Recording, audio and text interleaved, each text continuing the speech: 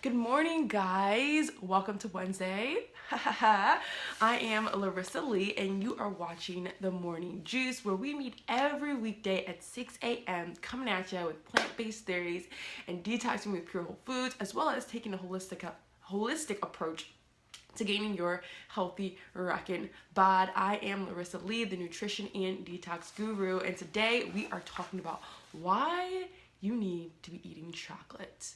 Who doesn't love chocolate?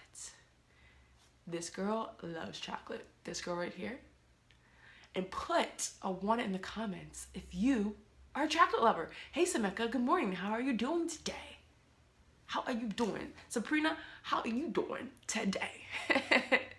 Hope you guys are gonna have a fantastic day today. Claim it right now. I know I am. We're talking about chocolate, guys. Yes. All right, so why we should be eating chocolate. Why? Put a 1 in the chat if you love you some chocolate. Why? So we know chocolate, its actual natural form is actually called cacao. It comes in a bean. I don't know if you guys have ever seen the fruit before, but it grows on trees. You know what? Let me show you what it actually looks like so you guys know what you're eating. Cacao fruit. Because before I went to a chocolate factory, I didn't even know. So hopefully you guys can see on the screen. I don't know. Never mind. Fail. Can't see it. But I suggest you guys look it up and see what it actually looks like so you know what you're eating. Now, the cacao bean looks similar when you actually take the bean out. It looks similar to a coffee bean. And ancient Aztecs and people in Central America and South America used to use this bean for an energizing drink when they would go out for long trips or go out to battle. So cacao beans were known to be very expensive, and only the top of the top would have them, and they actually traded them for currency because they were known to be, you know, such high value.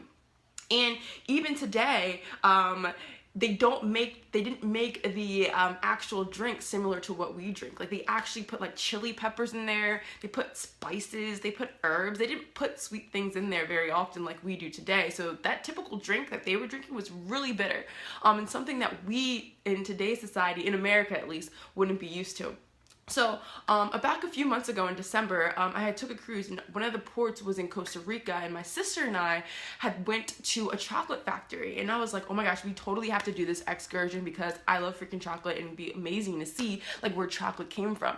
So I was expecting to see like this huge factory, take us behind the scenes, like how they're making chocolate, taste a bit of it, but it was a very primitive factory. And what they did was they actually picked the cacao fruit from the tree, they cracked it open and put it in these barrels and allowed the chocolate to ferment for 7 days, and each day they turned it over and allowed it to ferment naturally. And after that fermented, they put it out on this huge, hi Anna, how are you doing today? And they put it on this huge table, but it was way larger than a table. I can't really describe it right now. And they let it sit out to dry. They sun dried it for 10 days. So this is like a 17-day process just to get the cacao bean ready to eat, right? So we were seeing them do the finished product with the cacao bean and grinding it up and making chocolate out of that. And the girl made chocolate over just fire. And while she was making it, her husband, because it was a husband-wife pair, they were trying to sweeten it up so that Americans, because there was a lot of Americans on that trip, and Europeans would actually have the taste that it would appeal to them, even though they're not normally putting all those sweeteners and everything else in their chocolate. So he was telling her, like, you know, you need to sweeten it up. They're not going to like it that bitter. And I found that very interesting to see, you know, that they ate chocolate totally different, and they saw it totally different than what we see chocolate as. Nonetheless, when scientists and doctors are doing their scientific studies on the health benefits of chocolate, they are doing the raw form of the cacao. And if you guys never noticed before, because this took me a while to even notice, that sometimes you will see things that say cocoa. Can you see that? There's a glare. Let's see. That say cocoa. There we go. You can see it now. This is cocoa powder, and this is actually raw cacao. Got it? So this cocoa powder, let's see if you can see that there. It's kind of like a powdery form. This type of powder is used good for baking and is known to be sweeter than the raw cacao. Raw cacao is very bitter. Cocoa is still bitter, but it's easier to sweeten up. You don't need as much to sweeten it up. And then we have the actual raw cacao nibs, and these are grinded from the cacao beans, if you can see that. So when comparing these two, when you're in the store, let's give a little background on this. So the only difference between these two, right? They're both picked from a tree, they're both fermented, and they're both dried, right, and ground into either nibs or powder, because both can be both. But this is actually raw. This has gone through minimal processing. So you have the full-on antioxidants, the full-on nutrients, the full-on minerals in that, because we know once we put heat to something, right, it kills off some of the enzymes and antioxidants. This, however, has been processed at way higher heats than this, which allows this to be a little bit sweeter. Now, when you're buying this, right, when you're buying the cocoa, you want to make sure there's no extra, like, ingredients in that. You just want pure cocoa powder. You don't want sugar in there, you don't want vanilla in there, you don't want milk in there, you just want pure cocoa powder, okay? And when you're starting off with choosing from these, I would choose this one, because this one takes some getting used to because it's so bitter, okay? All right, they're both great, however, this one packs a powerful punch. This also packs a punch, but this packs a more powerful punch. And just to kind of explain the difference, we want to look at their antioxidant power, right? And when we look at a food's antioxidant power, what are you saying, Anna? Interesting, sounds really healthy. It is, that's why we need to be eating chocolate. All right, you want to compare the food's antioxidant power. When we compare cocoa and cacao, we look at their ORAC. And if you guys haven't heard of their ORAC status, it's just a way to measure a food's ability to provide antioxidants and neutralize oxidative stress in the body. So oxidative stress occurs when we metabolize our cells, when we metabolize foods, and when we break down things, right, which is a normal process, but those remnants of that process are called free radicals, right? And they oxidize other cells. And when they oxidize cells, that cause premature aging, and it can cause cellular damage. Hence why we like to have high antioxidants, right? High antioxidants against oxidation, right? Because it helps to protect our cells. So that's why we're talking about blueberries, fruits, vegetables. These things have high antioxidant power because they prevent oxidation of our cells, which occurs because just from normal processes every day. So when comparing these two things together, raw cacao has an ORAC power of 95,000, 80 to 95,000, whereas this is one of the highest ORAC foods, by the way, powerful. And cacao, when it's processed like this, has an ORAC power of 26. So you see the large drop in that. But just to put that into perspective, we all know blueberries, right? And we know that blueberries are known to have high antioxidants, right? Right. So the ORAC power of blueberries is 6,552. 6,552, compare that to this, which is 80 to 95,000. And then even when it's processed, 26,000.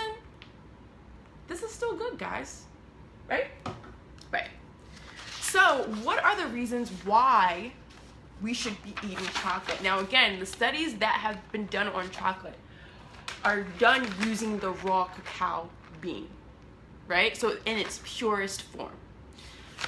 So we have to keep in mind on that. Like not all the chocolate that you see in the stores is what we're talking about here, because a lot of times those chocolates have high amounts of sugar. However, you still need to eat a chocolate bar every now and again, because if you're getting the high potency chocolate anywhere from 65 and above and head for 70 and above, you're still getting in a lot of the nutrients, but also check the sugar content of that.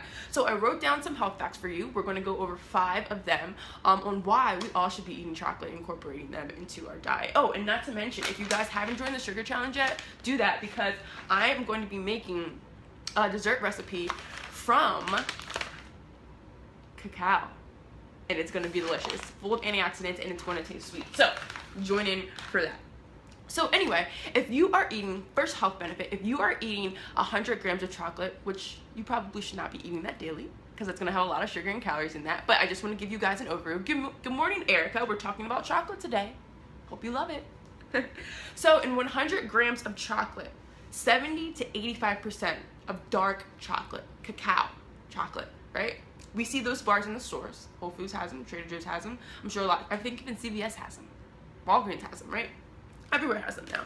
So in 100 grams of dark chocolate, which is a candy bar, but not like Hershey's or anything like that, not those candy bars, you get 11 grams of fiber, 67% of your recommended daily value of iron, 58% of your recommended daily value of magnesium, 89% of your recommended daily value of copper, and 98% of your recommended value of manganese. That's in 100 grams of chocolate. Now again, do not eat 100 grams of chocolate in a day, but that's just to let you know, like, even if you're eating a little square, you can calm your sugar craving, your sweet tooth craving, and you can get some nutrients in the meantime, right?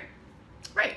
So second, we just talked about chocolate's ORAC power. Like it's a powerful antioxidant. Like it's the highest on the list, the cacao bean, right? Because that's in its raw form. So when we have that powerful antioxidant power, just like I explained, we're able to neutralize the oxidation in our body, which again, if you guys weren't on earlier, helps to prevent cellular damage and premature aging.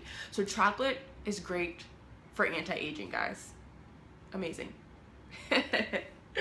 Third, raw cacao chocolate helps to boost your mood and also boost cognitive ability. So we know that cacao has serotonin in it, and serotonin is a hormone that lets us feel good and also fights depression, which helps us maintain our mood. Also, cacao sends off signal in our body to release endorphins, which is our feel-good hormone. We release endorphins when we're working out. That's why we feel good after we work out, when we give somebody a hug, when we're in love, and even after having sex. So when you're eating chocolate, you're getting that boost of endorphins that helps you feel good and feel nice. And it also helps to boost cognitive ability and memory, and that's why the ancient Aztecs used to use it as an energizing drink back in the days, like back in the days. So number 4 is it prevents UV rays from damaging your skin. Now obviously you still need to use a little bit of sunscreen depending on how fair skinned you are. However, I don't encourage a lot of sunscreen use because that blocks your ability to absorb vitamin D. But anyway, nonetheless, I digress. It helps to block UV rays from damaging your skin, and it also helps to dilate those blood vessels in your skin by helping to secrete nitric oxide, because it helps to open up those blood vessels, get that blood flow there, and get hydration to your skin so it looks nice, smooth, and hydrated. Did you know chocolate could do that? Make your skin look good? You probably didn't know that. And the 5th one, and these are not all the health benefits of all, because if I would list all of them, I'd be here all day.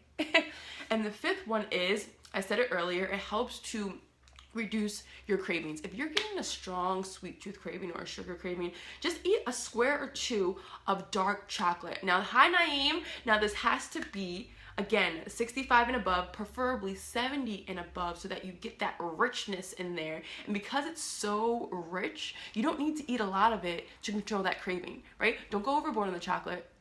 Just eat a little bit. But what you get packs a powerful punch. So I wanted to share that with you guys today. Hopefully you gained some insight from some chocolate, and hopefully you enjoy some today. Also, guys, again, like I said before, in the Sugar Detox Challenge, which is kicking off on March 27th, if you haven't signed up, sign up. We are going to be doing an awesome dessert recipe. Actually, 3 dessert recipes, Monday, Wednesday, Friday, live in the Healthy Sexy Chick Click at 9 p.m. So if you're not a part of that, join.